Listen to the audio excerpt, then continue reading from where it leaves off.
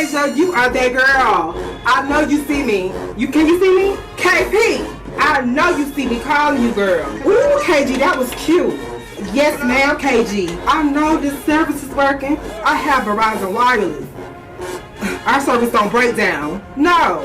Yes, Janae. Work me, Janae. You have an incoming call, girl. Answer the phone. Now.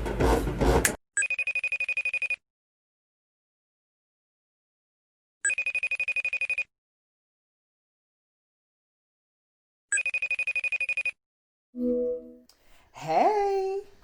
Hey. How you doing? I'm great. How are you? I am good. I like Dega Diamonds. I really like Dega Diamonds. I want the people to like Dega Diamonds. I just want people to understand Dega. That's why I really want you to come here. I want you to, tell the people about Dega Diamonds. I want you to, just tell the story. Tell the story. First, I want you to introduce yourself. Okay. Well, I'm Rajia. Well, also people call me Ray the Baddest. I TV, stuff like. But I'm Rajia. I'm from Memphis, Tennessee, and let's see. I started dancing when I was 5, and let's see here. And before I tried out for the Dega Diamonds, I did not dance for like a whole 2 years. Really? So, yes, it was really. I made the team off the strength of God. I'm telling you. Ooh. Now you know what? I was gonna that goes into my first question. Like, before you came a Dega Diamond, what other dance experiences did you have? Okay, so in Memphis, we have a lot of competition teams. So, all the bucking, the jamborees, the battling. Right. So that's really where I came from. So that was my training, and then I went to a performing arts school. So I had a little training in ballet, tap, jazz. What else did we do? And like contemporary. So it was real fun. So performing arts school, I had that. Competition teams, and that's really what my life consisted of since I was 5 years old. Oh wow! So, in your eyes, what is a Dega Diamond? Okay, so a Dega Diamond is a girl or a woman, because period. Oh yes, a woman. But a Dega Diamond is a woman who can withstand pressure, because diamonds are made from pressure, and that's what we stand by. No pressure, no diamonds.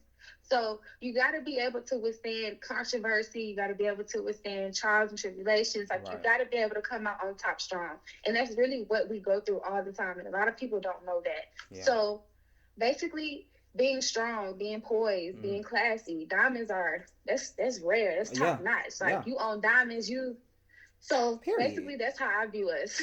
Okay. So could you give us like some insight on like who the Dega Diamonds are? Like, some history if you know some.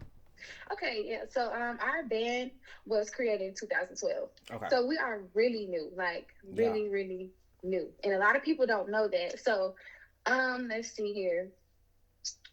Our first director, our creator, was Beryl. I love him to pieces. So Beryl started it all in 2012. And basically, since then, we've just been trying to mold ourselves, get a name out there, and create who we are. Right. So that's really been what we've been doing since we started, because we've been getting compared to everybody. We're gonna get into that. We're gonna get into that. We're definitely gonna get into that. Because let me tell you something. In 2012, when y'all came out, like when y'all first, debuted, Dega Diamonds were on top. Well, not on top, but you know what I mean. Like, they were hot. They were hot. Like, they were different. I loved Dega Diamonds when they first came out. Oh my God. It was so different. It was so unique. But yeah. So before becoming a Dega Diamond, like, did you look at any other teams like that you wanted to be a part of? Most definitely. So like I said, in Memphis, we bucked down. Yeah. That's it. So we had the Southern Heritage Classics, of course. That's Jackson State versus Tennessee State. Yeah. So if you grow up with that, of course I wanted to be a JSET. Yeah. So tried out for the JSETs, did not make the team. And then that same year I didn't make it. Let me see, when was that? Okay, like a few months later, somebody told me to go try out for the Dega Diamonds, and then that's how I made the team. So, being that you tried out for the JSETs, how was that tryout process for you? Was it like a hard process? Was it very different from what you're, normally used to? Yes. That was really new to me, and it was really hard because, like I said, before even trying out for any college team, I was out. Like, I was not dancing for a while, so I was real rusty. I didn't know what I was coming into, but it was a little hard for me being that I wasn't dancing. Yeah. Now, let me warn you before I ask this question, because I don't want this to come off any type of way. I just want to, because a lot of people, they don't get the clarification that, they want, but sometimes, like, people feel like, well, let me ask the question first. So, how do you feel going from, like, one school saying that, okay, I want to be this, and then going to another school and trying out and then making it? Like, how do you feel about that? Like, was it a good thing for you?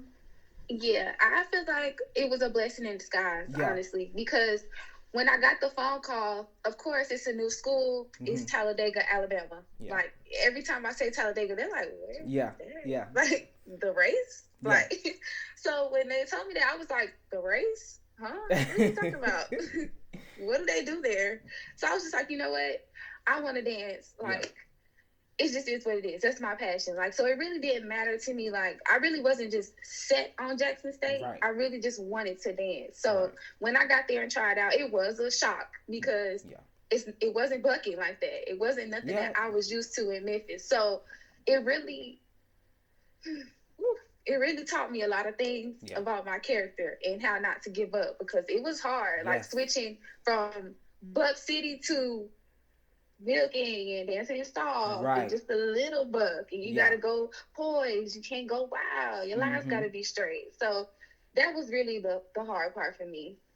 Do you feel like you could have stuck it out, trying to try out for the J-Sets again, or was you like, well, I don't want to be messy or nothing, but the year I tried out in 2015, they basically sent out another email to retry out. Oh, yeah. And I was already at Talladega at their tryouts the day they sent that email. Oh, okay. So I was like, you know what? I made my choice. I'm sticking to it. What's meant for me is going to be, and that's it. Period. Okay. So, what was the Talladega's tryout process like? Like, what do y'all do? Like, what is something that, other girls can expect if they try out? Okay, well, for me, when I first came, it was a one-day thing. Yeah. Either you made it and you moved in, or you just go home. Right. So that was pretty quick. You learn the routine. You did it there, and then you did your own piece, and then they let you know if you made it or not. So that was that. Now it's a whole weekend, and basically that gives you time to learn a few counts. They're going to be watching your technique, how you pick up the strut, how fast you're picking up the choreo. So you'll come down there Friday, Saturday, and they'll teach you everything. Sunday, you'll go ahead and audition, and then they'll let you know if you made it. I think with it being a weekend, it's a lot more time that you can, process things and, get things right. So how was your tryout process, though? Your first one? Ooh, I was scared, okay? I was not ready. Okay, it's really funny because I was really unprepared. But I had to go school shopping before I went because I didn't know I had to move in that same day. So I was like, okay, I'm frantic getting this school stuff together. Then I'm like, okay, I gotta make up a dancing team, and I have not danced and I don't know how long. Oh, Lord. So I'm like, oh my God. And I'm like, okay, I don't know what song I'm about to pick. Like, I'm just all over the place. Like, what do I do? So I get down there. My hair was blue. Like Lord. My hair was royal blue. Oh, Lord. And I was just like, you know what? They're gonna remember me. My hair is blue. I don't care. Right. So I got down there, and basically we did stretches, and they made us strut around, technique, going across the floor. And of course I was really rusty. So I was like, okay, whew. So we did the tryout dance. They taught the tryout dance, and I'm like, ooh. Okay. So I did that, and then I did my dance. And the song I picked. What song did you pick, Rob? Okay, let me not say the name wrong, but it's the I Can Freak It How You Want. Okay. Yeah. I don't know why I picked that song, but anyways, did that. Almost forgot the entire routine. So freestyle. I figured. Freestyle. So Daryl called me back and he was like, "Can you do anything?" And I'm flexible, like double jointed. Yeah. I don't have to really stretch to do much. Like my leg could go here. Mm-hmm. So I was like, "Yeah, I can do whatever you want to see." Period. He said, "Toe touch." All right, back then. Okay, let me put my elbows down. All right, leg go. Okay, let me put it up there. Let me drop my head. So I was in there just showing out. So he was like, "Okay," and then he just picked me off of that. I literally made the team by like 2 points. Dang. Yes, ma'am. Hey, you showed them. You showed them. And you made it. Period. Yeah. So who helped mold you into the diamond that you are today? Daryl. Okay. Yeah. Daryl. But how did he, like, being that he's like isn't he like the director? Mm-hmm. Daryl, Bonds is our director. Okay, Daryl was, he was our coach. Okay. So he's no longer the coach now, but he created the Dega Diamond. Got you. It makes sense now. It makes sense. Yeah. What Daryl most definitely did that. What is something that your captain taught you that really stuck with you? Let's see.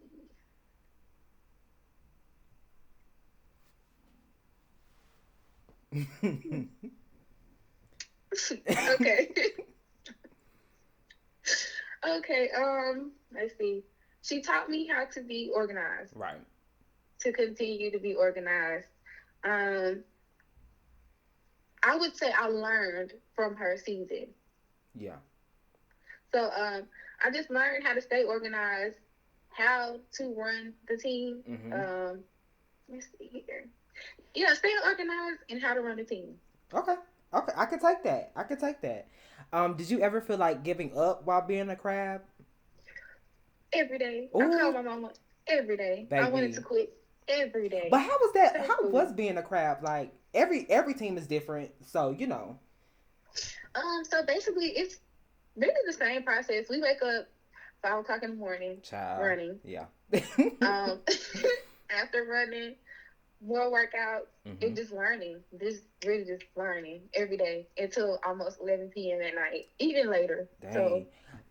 But you kind of answered this question because I was going to ask, like, was it hard going from the bucking to, like, the softer, style? Yeah, that's when it really hit me, band camp. Yeah. Because, it's consequences in band camp. Oh, yes, ma'am. So, period. Yeah, so. We ain't going to get into too deep. But. No, it wasn't that bad. But that really was a culture shock. And I was really like, why am I here? Yeah. This is not me. I can't do this. But. Yeah. And hey, you didn't give up, and you did what you had to do. Period. Most definitely. Yes. How would you describe the Dega Diamond style, though?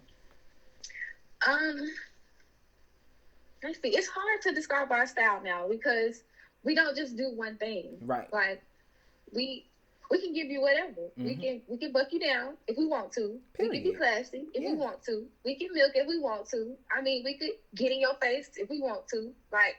So I would just say we everything.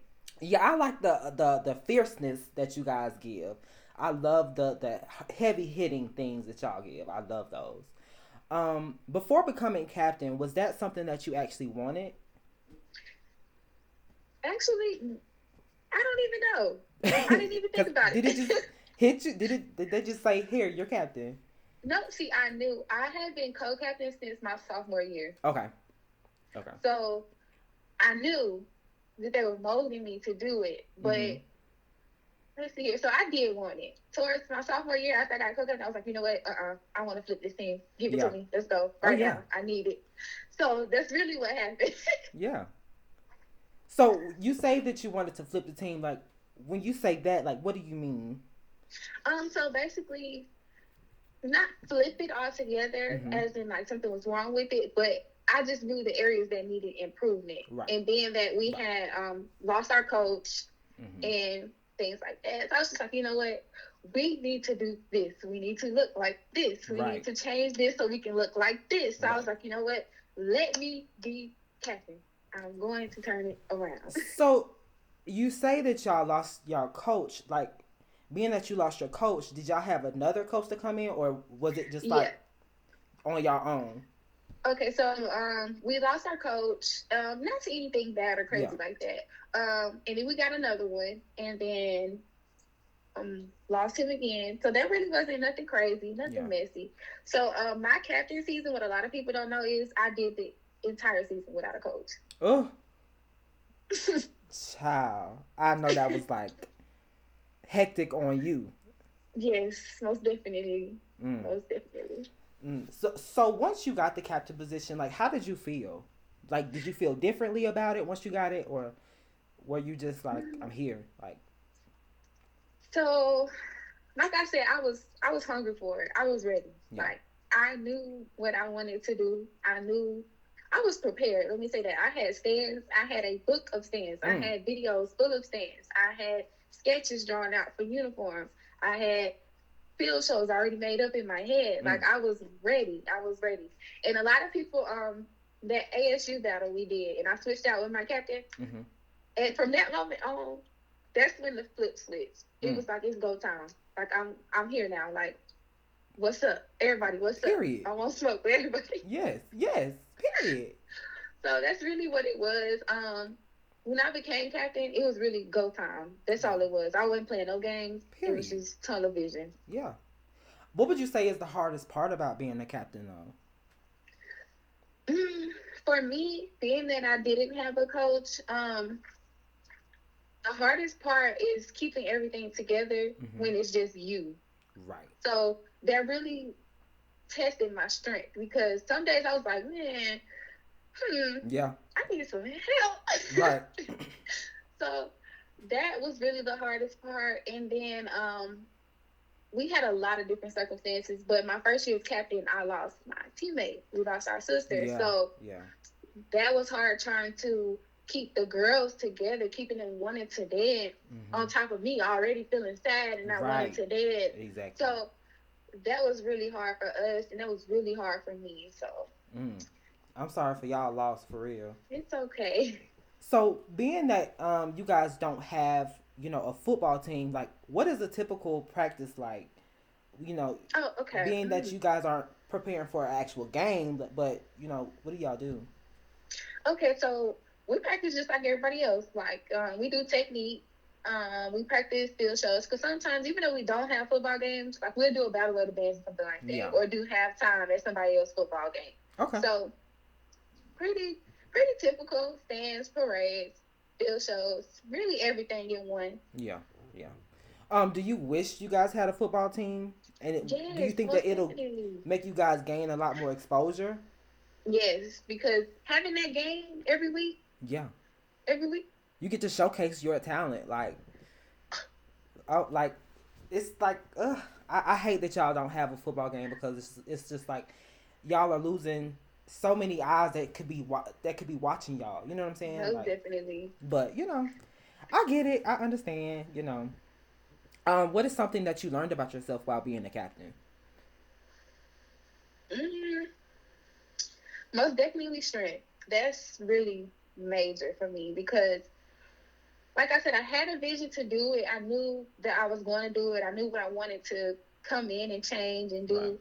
But it didn't really hit me how hard it was going to be when I actually got my position and had to fill those shoes of captain by myself. So I was just like, oh my God. Yeah. But it took a lot of prayer. It took a lot of getting up and just going for it. Like, so it was really the strength.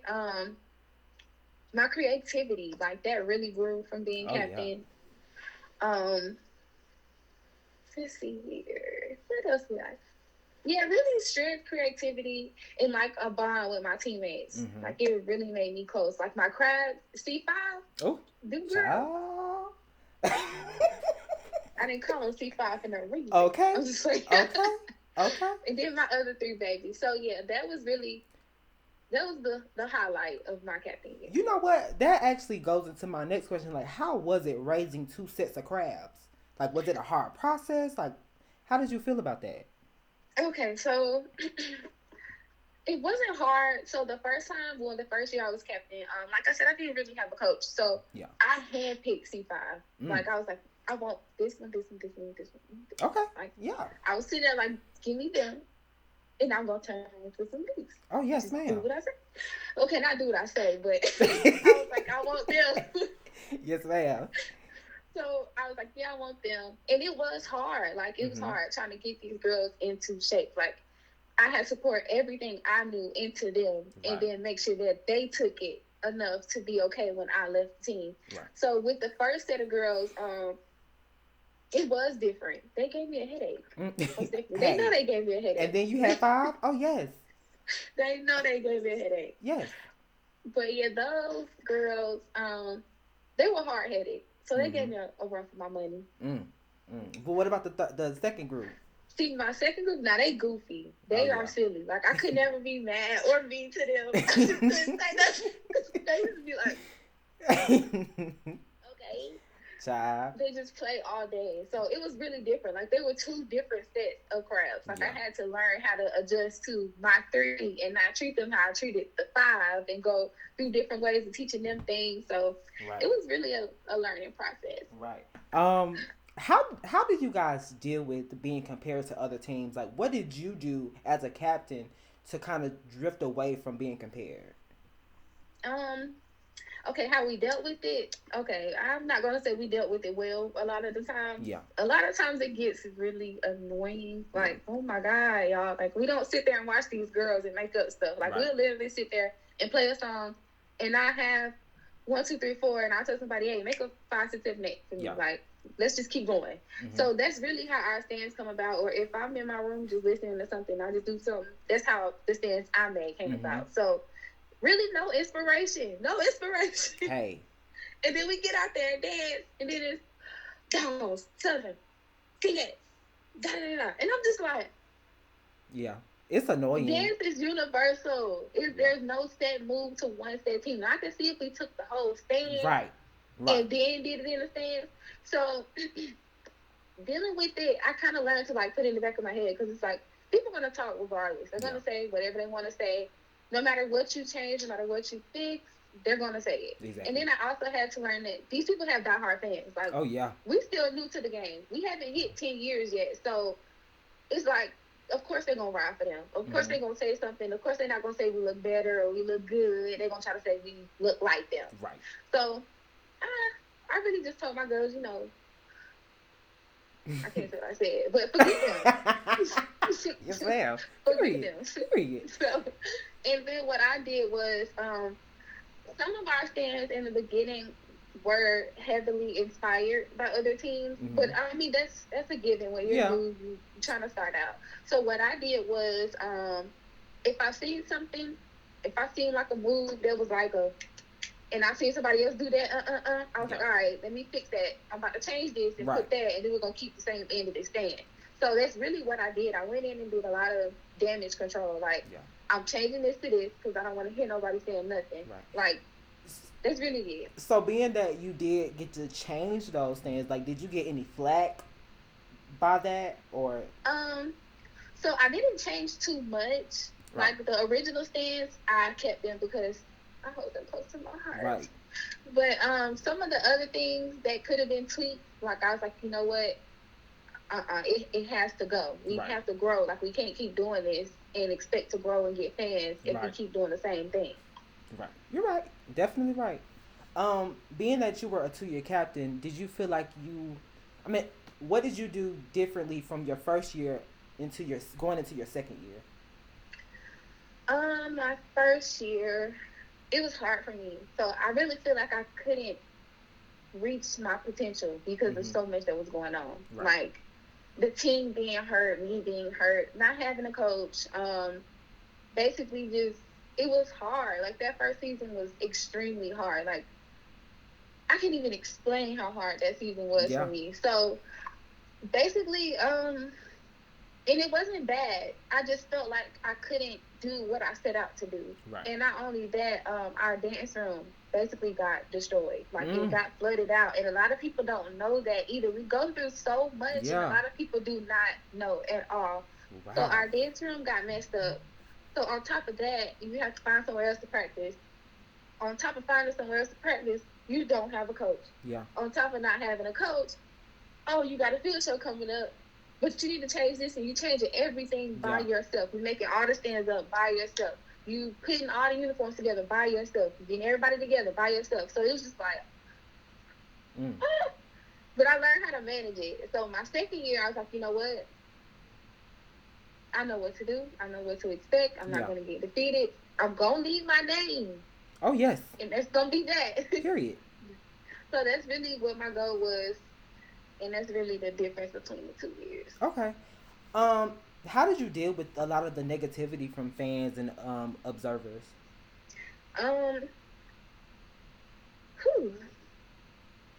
Let's see. So some of the negativity, I don't really get mad.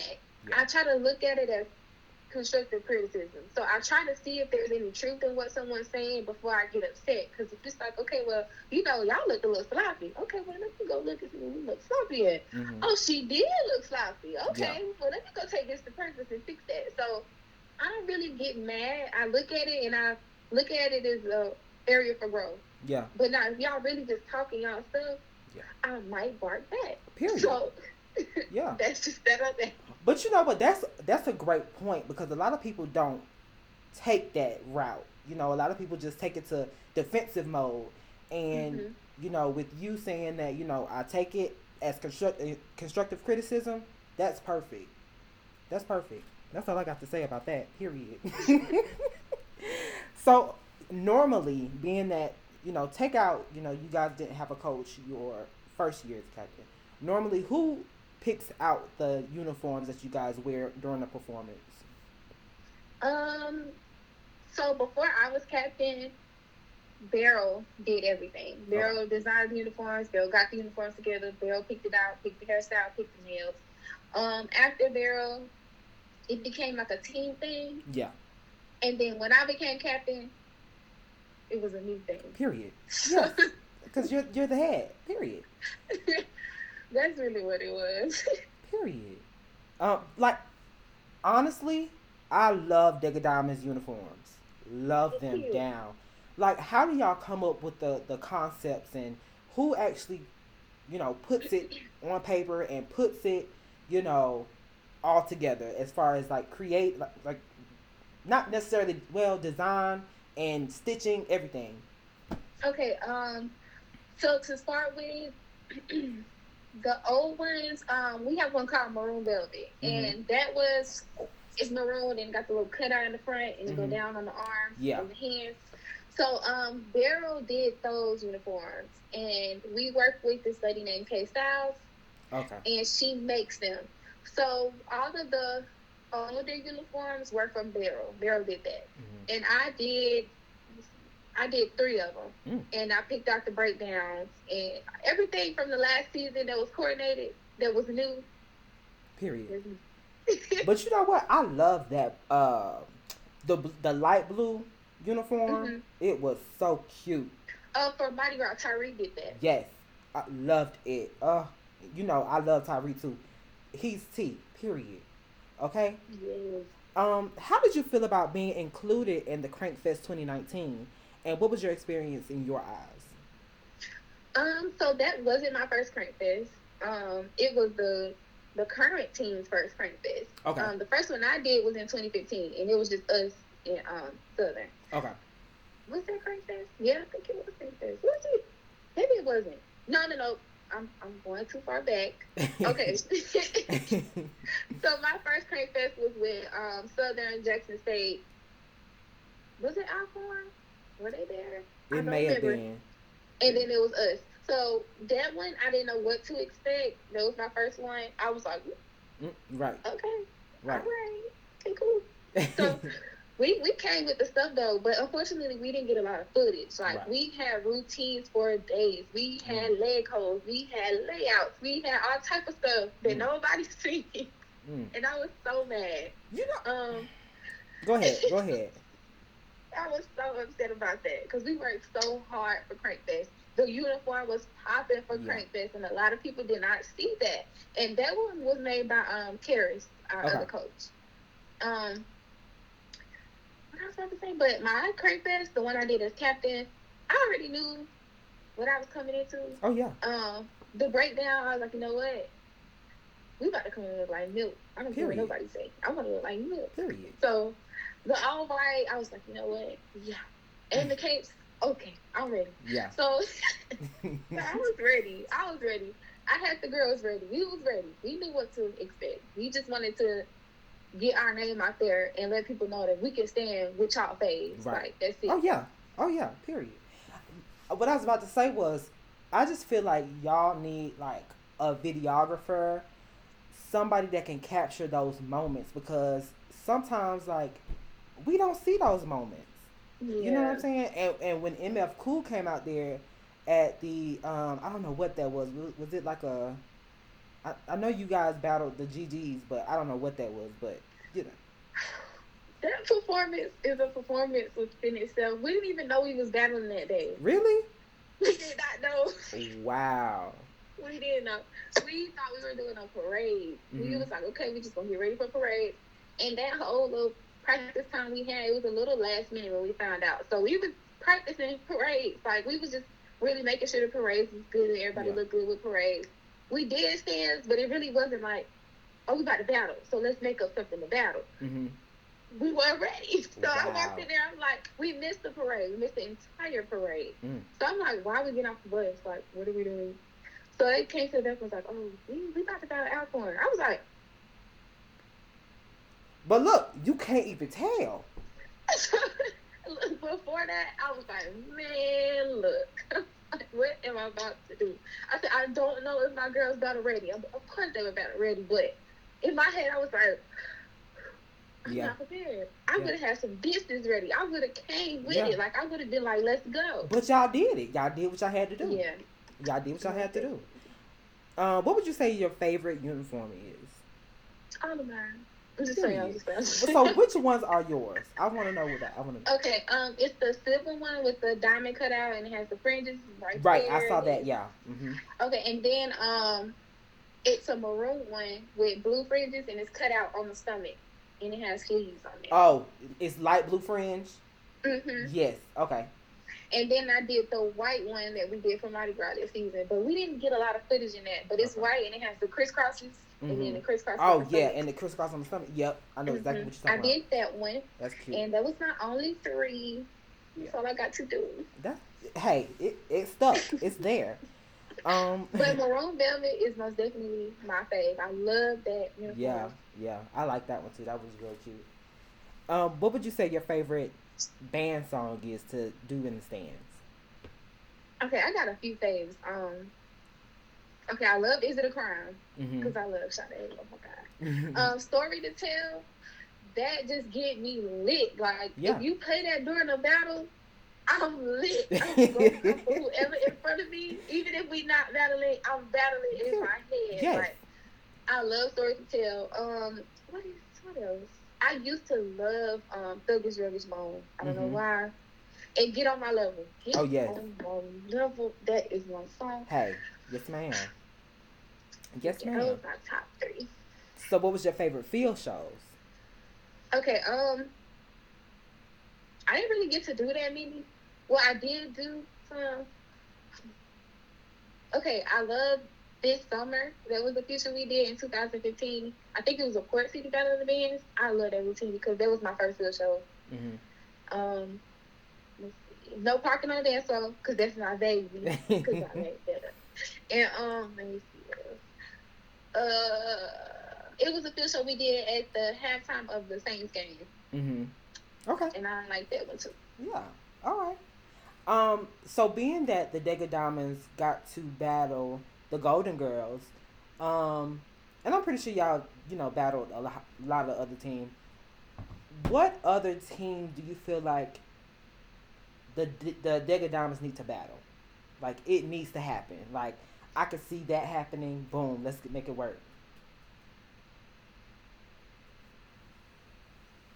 Let me think of somebody we haven't battled. The Foxes. You know what we did? We did kind of, but not really. I don't really think they count, but I think they should battle the Foxes. Oh yes, I would have loved to be captain and battle the Foxes. That would be cute. That would be really cute. Now that I think the Foxes most definitely, and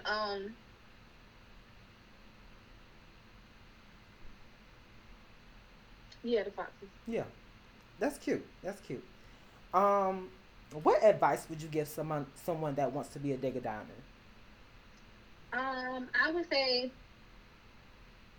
study our style because it's different. Like, it's not like everyone else's. Like, Right. you really have to know what you're coming into. And the strut. Oh my God. Mm-hmm. Band camp in that strut. Yeah. You gotta keep doing it, baby, till you get it.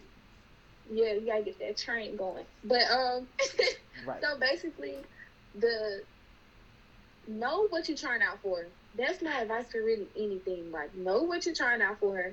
Study that team. Get to know somebody on the team. Like, get someone to help you because we're open to helping anybody. Like, we really don't care. Like, if you hit us up and you're like, I want to try out. I need help. Yeah. I guarantee you, somebody is going to respond and help you. Like, yeah.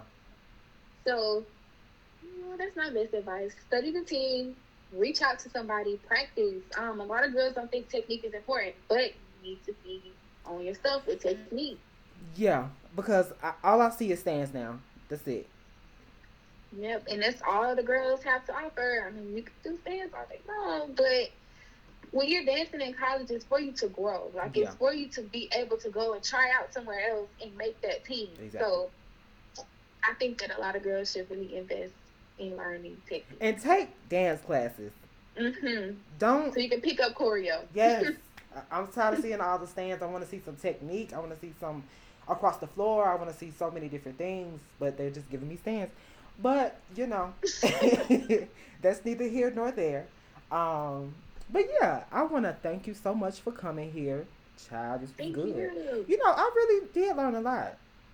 Honestly, for real. But yeah, I want to thank you for coming here. I want to, show the girls what the Dega Diamonds are, what they offer. You know what I'm saying? Yeah. What you got to Watch say? my girls. Oh, yes. Watch my girls. Yes. And wait for my girls because they come. Period. I'm just playing. I don't know. I just hope y'all learned a little more about me. I plan on being more like open on social media because I don't want to stop dancing and I have a lot more in store soon. So. And I really thank you for reaching out to me for this interview because my girls need it. I need the people to know who we are. Let me tell you, it's been because I've been trying to do this for a while. I've just been so busy. It's been how many? I hit you up. It was a long time ago. It was. I'm busy, child. All right, I want to thank you again. Thank you. All right. Bye.